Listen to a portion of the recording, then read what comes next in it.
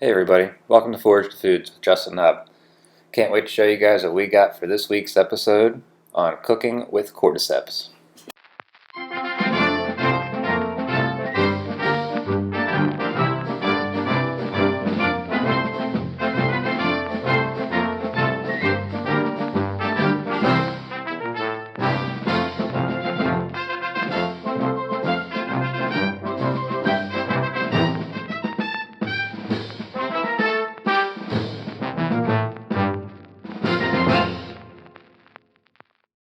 Alright everyone, so I'm going to start off today with a full rabbit, although we're only going to use the legs and thighs of this one.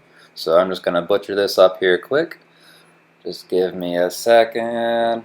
And boom, there it is. So we got some thighs, legs, tenderloins, and then the bones back there with the meat on we're going to use for stock. So here we have our cordyceps. Now I cultivated these. You can find these fresh or dried in some areas, mostly dried. And I'll show you the measurements if you're going to be using dried instead of fresh. But for today's purpose, we're going to use these freshly harvested, cultivated cordyceps. Now, when people talk about cordyceps, they usually don't talk about cooking them. This is definitely not your typical culinary mushroom. So I'm very interested in showing you guys a couple ways that you can cook with them. Let's check out these beauties. 60 grams fresh is what we're going to use for this. We're going to take this large sweet potato, get it nice and peeled, and we're going to chop it down to about 1/4 inch cubes, just like this. There we are. Next, take 3 or 5 cloves of garlic and chop them to a rough chop. It doesn't need to be anything fine or minced, just a rough chop. This here is fine. We're going to go to the shallot. Now this shallot's massive. We're only going to use about half of this. Throw the rest of that in the refrigerator for later. You're going to want to slice it thin, but not too thin. You don't want it disappearing in your soup while it cooks. So we got this lime. Going to roll it to release some of the juices. Slice it in half.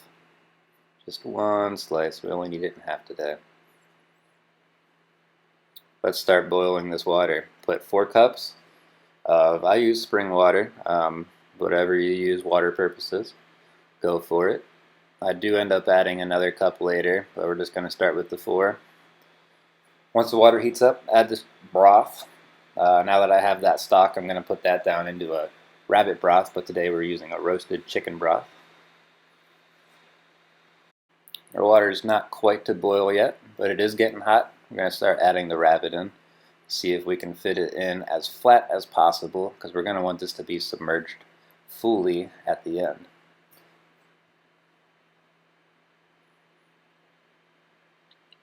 This is why I have to add another cup of water, just enough to cover up the meat here. We're not looking to drown it out with water. So now we're going to cover it and let it boil for about an hour. I pull it off just to check what's settling up on top. I'm going to pull a little bit of this off now, but I do have a method that's going to be a lot faster at removing most of this fat. Rabbit fat isn't the greatest flavored, so we are going to try and pull most of that out. On to roasting the garlic. I got the oven on at 250 already. We're going to put a little olive oil on top and then cover it a little bit so the moisture doesn't dry out. And in we go for 20 minutes. Done already. Smelling fantastic. We're going to pull the legs out, thighs.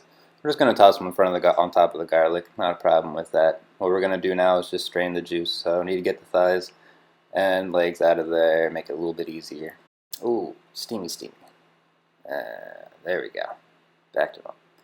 Draining this fat, I'm going to be using a cotton cloth. You can use cheesecloth as well. Just put it into a bowl and pour carefully the hot liquids through the cloth, trapping anything that settles in it. I'm going to just pull the cloth up here and let it drain through.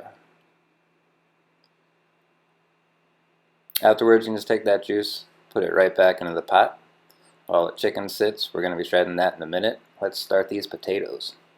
Turn the heat back on to medium-high. Add potatoes, and let's get to shredding this rabbit. All shredded, add it to the soup. And don't forget to add that garlic that we threw the rabbit on top of. So just slide that in there. There we are. We're turning it down to medium, and we're going to toss the lid on it now. Of course, giving it a quick stir. releasing that aroma. Now while that's cooking, let's take a trip out to the garden for some fresh herbs. Got a little bit of fresh thyme. Snip, snip some of these longer ones here. And we're also going to grab a couple spruces of oregano before heading back inside. I might live in the city, but I still keep up with some of my herbs, herb garden, some veggies as well. Just going to pull the thyme off of the sprigs, and I'm going to throw the whole rosemary in, of course pulling out the stems a little bit later. This is really going to crank up that fragrance. Toss it in. I'm just going to put it in for 5 minutes. It's not going to take very long. Those things will break down. We'll pull those twigs out. See, they're still holding on. Slight boil in there.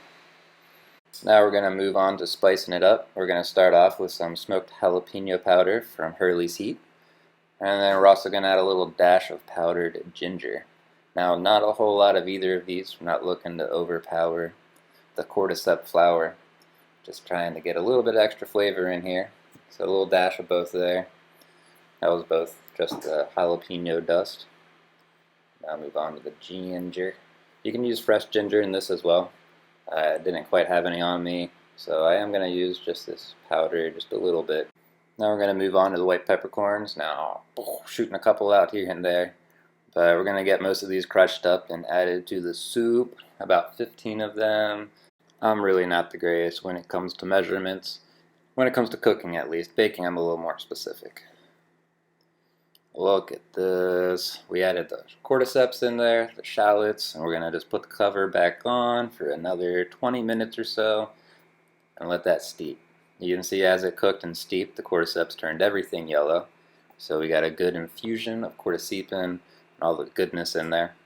Now, I added some rice noodles. You can add regular rice, lentils, or just eat it as itself. But I do like the noodles in there, a little extra texture.